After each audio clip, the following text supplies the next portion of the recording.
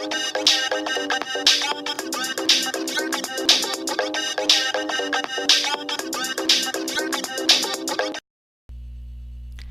filter that's really great to play with is difference clouds, and a lot of people maybe have seen it, but you don't quite know what it does. You may have even gone to filter, render, difference clouds and saw this happen, and you're like, oh, I don't know what that is for. I don't know what I would use that for.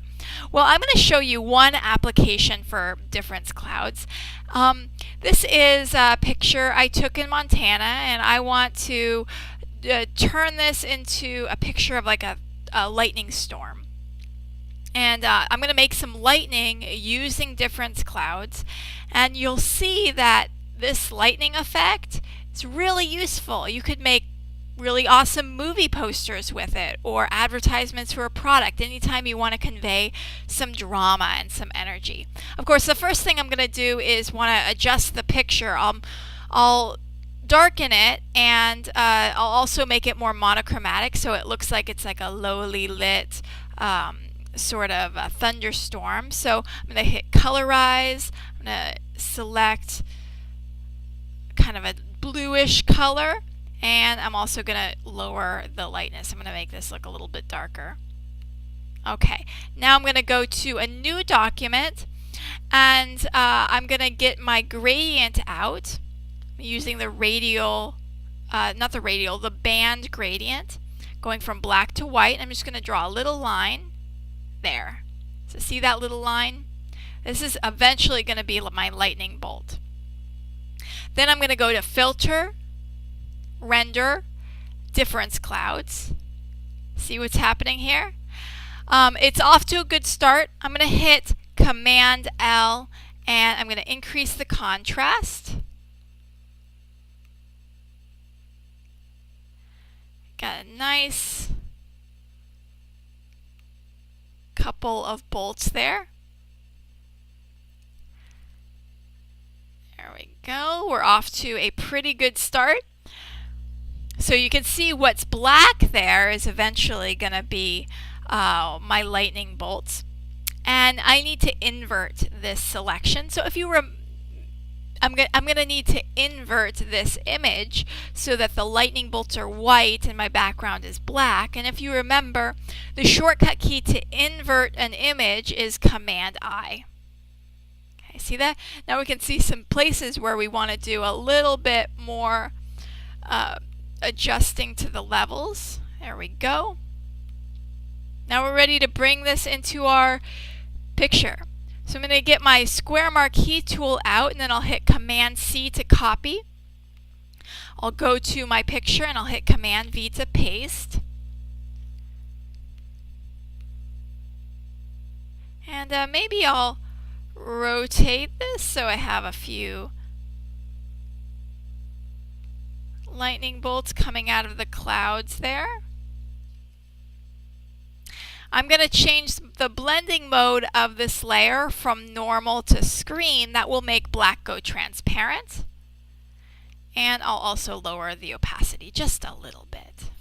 Okay, so we're almost there. What we have to do is do a little bit of artistic retouching. So I'm going to get out my mask icon. I'm going to click on my layer mask icon so that I get the white box appearing next to my layer. And I know now everywhere I paint with black inside that light box is going to erase.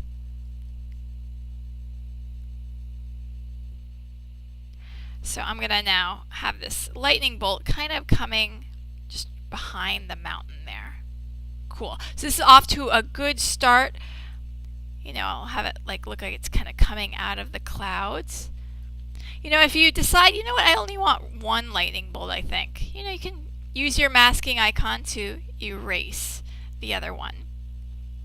I'm going to put a few more lightning bolts in there. But another thing that you can do is make a new layer and put that new layer on overlay. And then with some white paint, just really subtly, you know, you can give a little bit of a glow to your lightning bolt. You can even add, you know, just a feeling of like there's some light coming in the clouds, some sort of electric energy.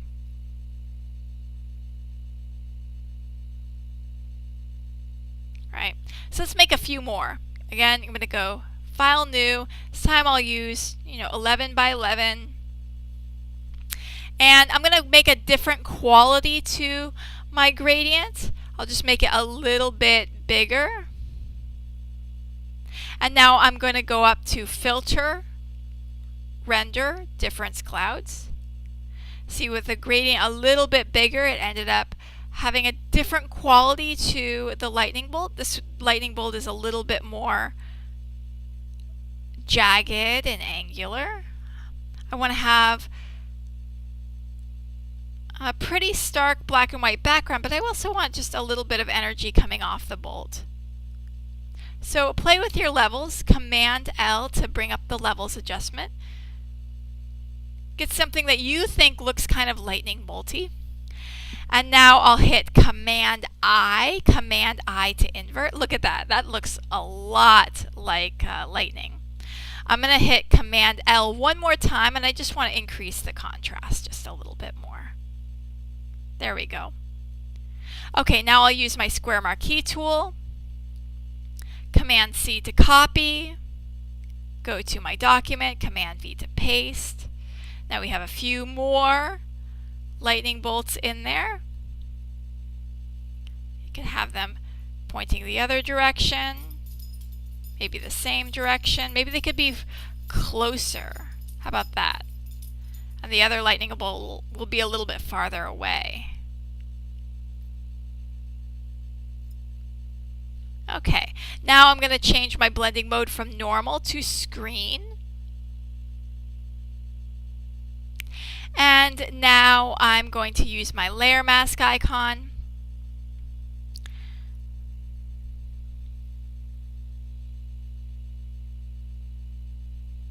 Maybe I'll just kind of have them landing behind this mountain here. Okay, so that one might be in front there, and then I'll make a selection and I'll move this one a little bit farther off in the distance. I'm going to click on that layer, click my move tool, and I'll move it way back there.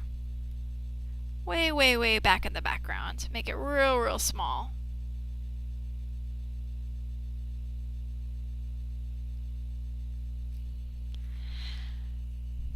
Now I can use my my layer mask, and I can lower the opacity of this distant lightning bolt using the layer mask.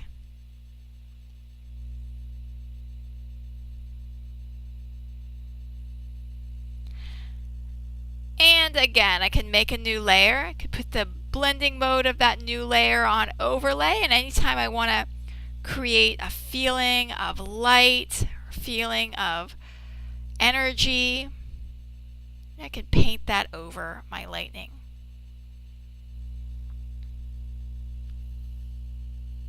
Lower the opacity a little bit, lower the opacity on this one, and get it all to blend together. Looks pretty cool. That is a couple of tools that you have learned in Intermediate Photoshop. The difference clouds, the filter. You've also learned how to use the screen blending mode. And you've also learned how to use the overlay blending mode.